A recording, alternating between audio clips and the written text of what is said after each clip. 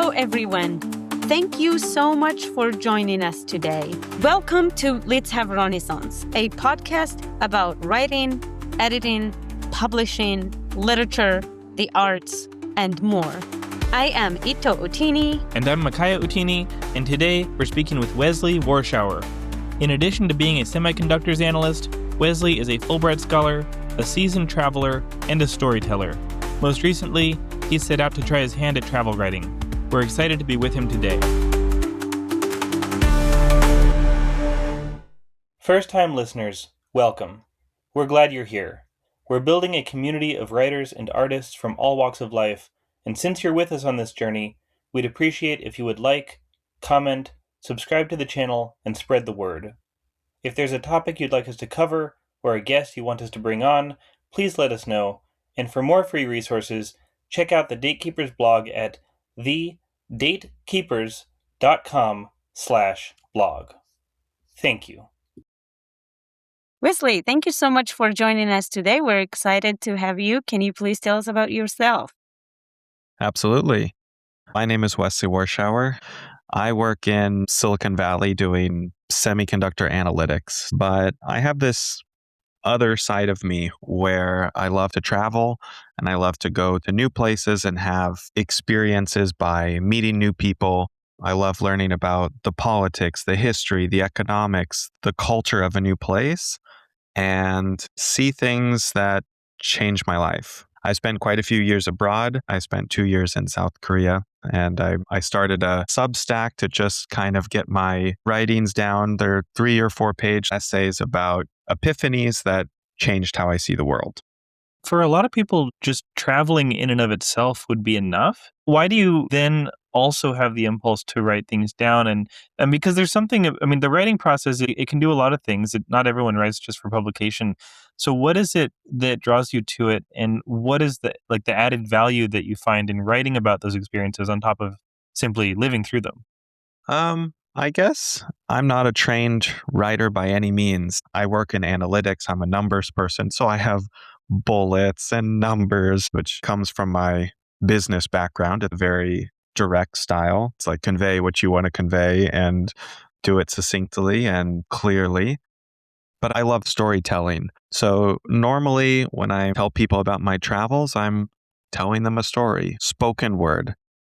But I've kind of tried to see if I can learn the written medium, just trying to see, can I express myself in a written way to convey these kind of moments that you have abroad. I think everyone has these moments. It doesn't need to be abroad. You're in a new place, a new bubble. You're outside of your comfort zone.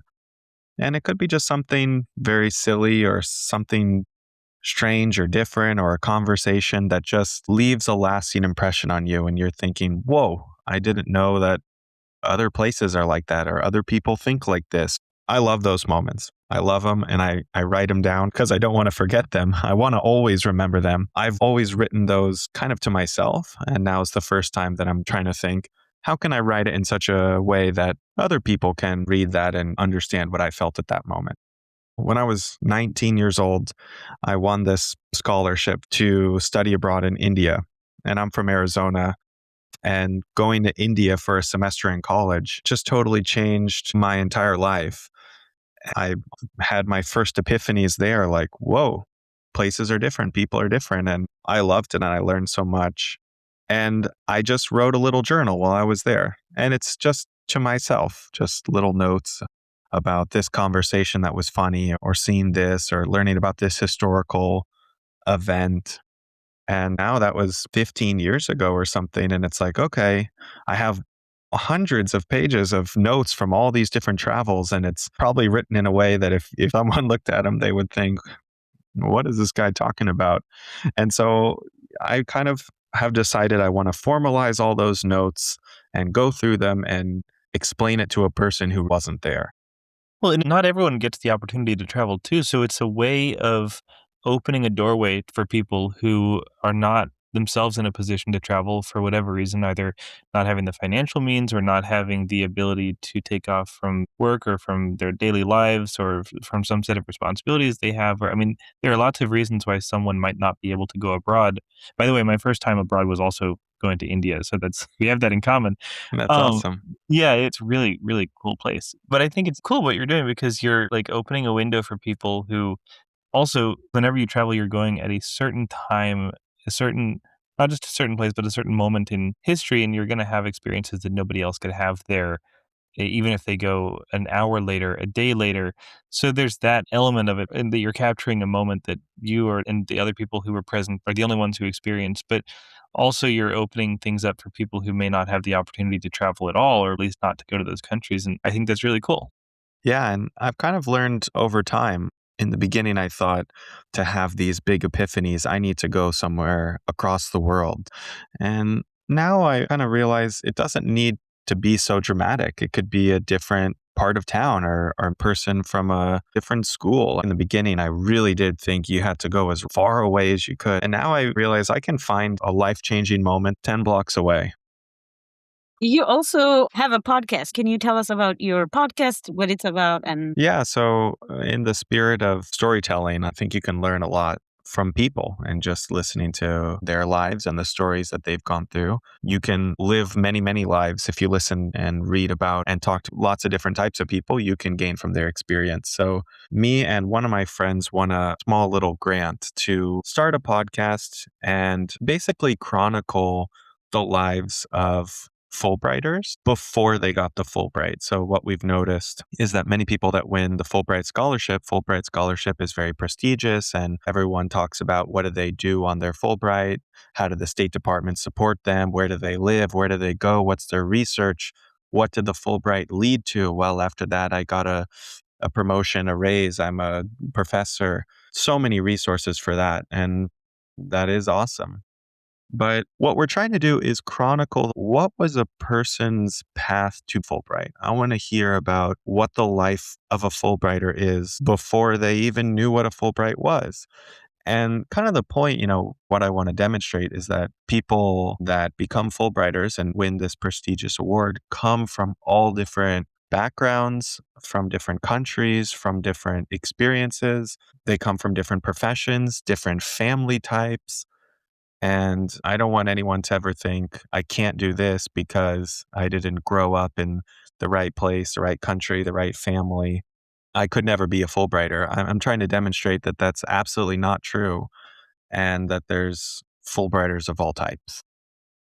and Fulbright, of course, is a merit-based scholarship. So if you work hard, you demonstrate that you can earn it, you definitely can. Yeah. And sometimes people that win it, they've traveled a lot and sometimes they've never left the country and their Fulbright is their first time leaving. So this podcast is kind of another manifestation of the storytelling that I'm trying to explore.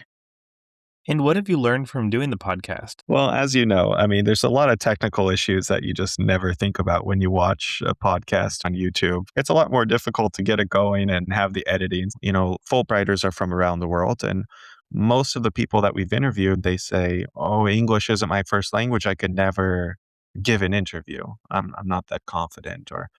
And they do absolutely fantastic. They're great, and they express themselves wonderfully. Sometimes we just have barriers in our head. Even me, I'm not a writer. If you're a writer that's been practicing for 20 years, maybe you have a leg up over people who are just starting. But, it doesn't mean that you can't give it a shot and you might be better than you think and you can improve. When we reach out to our fellow writers, that's the first thing they bring up. Is like, I'm a writer. I don't know how to talk. And I myself, I have writer's brain and English is not my first language, but that doesn't mean that I wouldn't go on podcasts. The best part of life is to have challenges and then face them. I think that's awesome.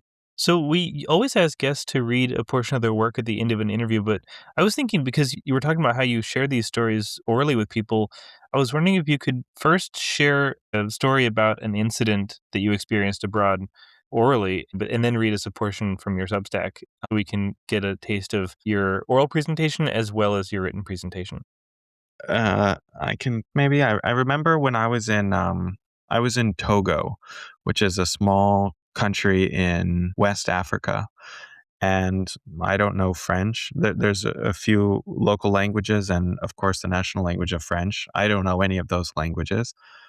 And while I was there, I hired a guide to kind of help me. I was there in the capital for a few days, and I just hired a guide. And the guide was about my age, both in our 20s. And me and him just completely hit it off. He was just so cool. And, we had a lot of similarities. We were both starting off in our lives, and we both had a lot of ambition, and we had goals, and we, wanted a family someday, and we were trying to get our careers going. And in some ways, it felt like we were just totally in sync. And I remember very specifically, very vividly, I asked him millions of questions because I'm a kind of curious guy, and he asked a lot of questions about America. Obviously, Togo and America are quite different. I think the average income in Togo is $800 or $900 a year. And so it's a very different type of place. But I felt so comfortable with my guide that like I was just asking him everything, and I felt such a connection to him. And I kind of made a social faux pas. One time we were talking and I said, "What's your favorite movie?" And he kind of thought about it and he said, "I love Mission Impossible." And I said, "Oh yeah, that's awesome. Like I like Mission Impossible too." And he said, "Yeah, it's so cool." And I said, "Well, what type of movies, like what's Togo's best movie? A local movie?" And he kind of sat there and thought about it for a second and he said, "Togo. I don't think Togo's ever made a movie." And I said, "Really? In the whole history of Togo, there's never been a movie?" And he said, I don't think so. I don't think we can afford to make one." And I felt so bad. And I said, "Oh, well, when you go to a movie theater, what type of movie do you watch?" And he kind of sat for a few seconds and said, "I don't think Togo has a movie theater. I don't think anyone can afford it." And I just felt absolutely terrible because I was genuinely interested in what cinema in Togo was like. And it was just one of those moments where, like, something that would be so not a controversial question in America, what do you see when you go to the theater? That showed the difference in where we grew up. And that was not my intention whatsoever. And I was kind of rude, but accidentally. And that moment, it's an epiphany moment for me that, there are rude people in this world, but sometimes you can be kind of rude completely innocently, accidentally, just because you're ignorant about a subject. And I try to be more cautious when I'm asking questions and trying to put things into context. And also when people ask me a question that my first instinct might be to think that's kind of rude or that's kind of presumptuous or something, I'm much more willing to give them the benefit of the doubt that maybe they didn't know.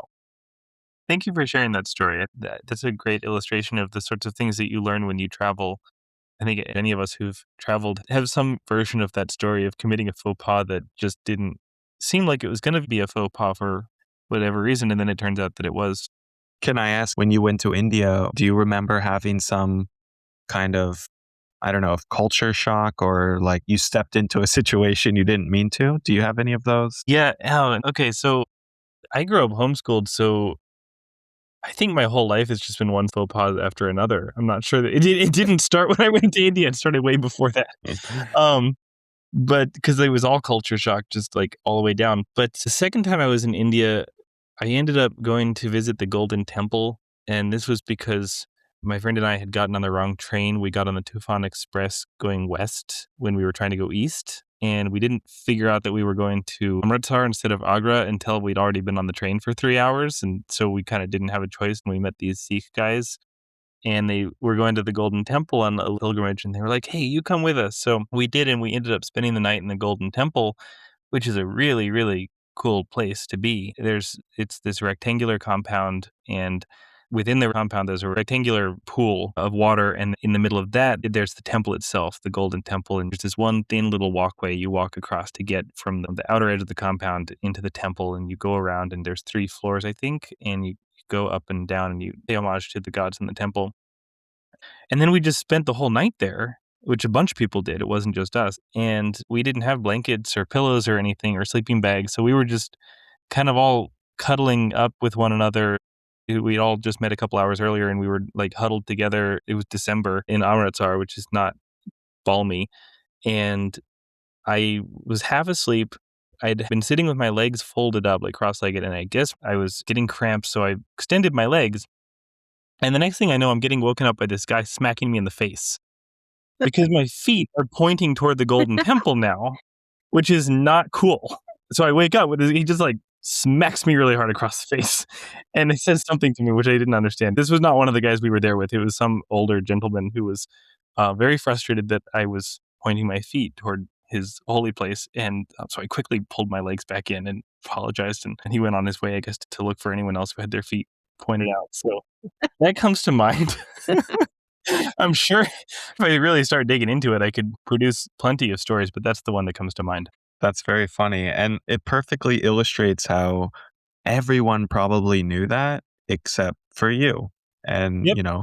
And you're in a new bubble. And it's the same with all of us. Like when we leave our bubble, common knowledge to other people is not common knowledge to us. And I just love those types of stories. So yeah, if you have a section to read, let's finish off with that. Sure. So I'll just say, for me, this idea of the bubble is a very important paradigm.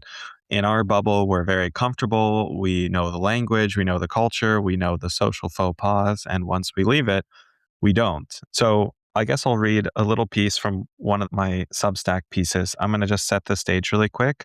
I was traveling in Uzbekistan and I was in front of a 16th century complex that's a UNESCO World Heritage Site. It's unbelievably beautiful. And I had hired a guide to walk me around, and explain the history. I love history, so he was my guide. And while we were walking to begin the tour, there was this thing called the samsa, which is kind of like it's kind of like a flaky cheese, flaky bready, like an empanada maybe, but like baked, like a samosa except cheese in it, something like that. Like there's bread and there's cheese inside. And so he said, "Oh, you got to try this." I bought one, and we're sitting in front of this incredible complex that's unbelievably beautiful.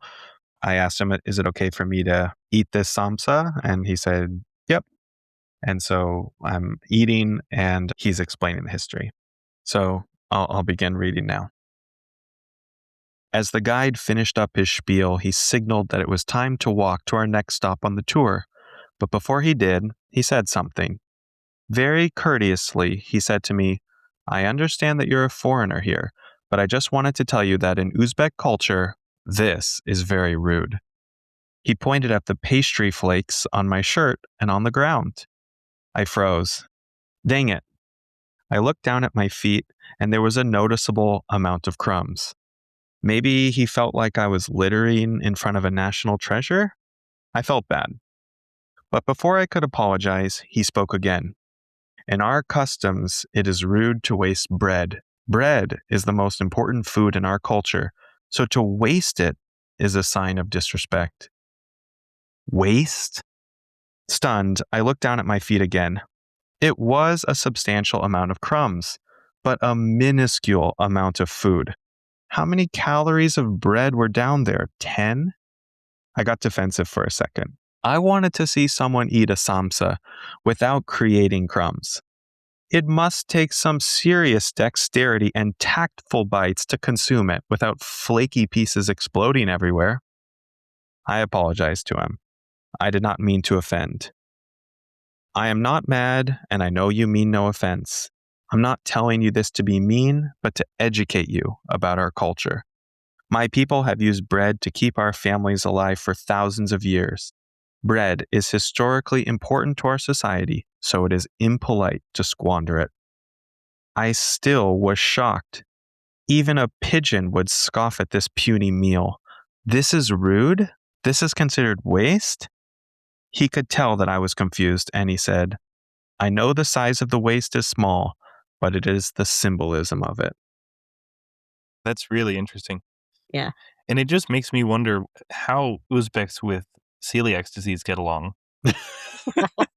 I would definitely not survive there. 'Cause I'd struggle. neither Ita nor I can eat gluten, and oh boy, do we miss it. But that's just where my mind went. So It's thinking, man, like, If you go there, you'll have to ask. They eat a lot of meat there too, but it was just a very funny and strange experience. You know, it's like when you eat a piece of bread, of course there's little crumbs, and you know, crumbs were falling on my shirt or on the ground, and he was telling me that was a waste, and it was. Well, did you get to observe how Uzbeks were eating the bread to avoid? Later, I did stalk some people who were eating it, and it was just very delicately to make sure that not a crumb would fall on the ground or they would catch it. And I was very impressed that it was so serious and that not a single calorie was wasted. That's really cool. oh, that's great. Well, thank you so much for coming on, Wesley. We have had a great time talking to you, and we appreciate your time. Yeah, thank you so much. Absolutely. Great to talk to you. Likewise, take care. All right. Bye-bye.